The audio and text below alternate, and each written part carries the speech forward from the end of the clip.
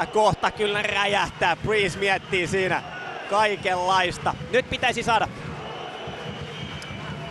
pallo mahdollisimman kauas maalista. 6 minuuttia lisäaikaa jo pelattu.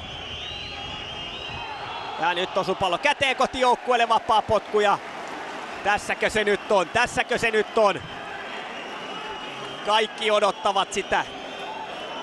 Koko Englanti odottaa päätösvihellystä, koko maailma odottaa päätösvihellystä. Kyllähän urheilussa aina hienoa on se, kun pienen piskuinen amatööriporukka voittaa ison jättiläisen. Vieläkään ei soi pilli, mutta... Ja näin se tapahtuu! Norwich Victoria on voittanut, se on tehnyt sensaatiomaisen jättiläisen kaadon. Se on voittanut kotistadionillaan Charltonin 1-0 ja minkälaisen esityksen jälkeen.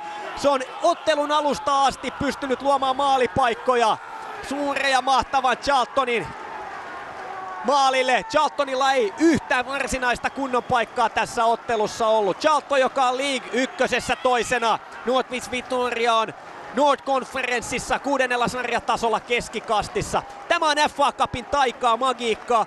FA Cupia vielä urheilukanavalla huomenna. Kiitoksia tästä illasta. Moi!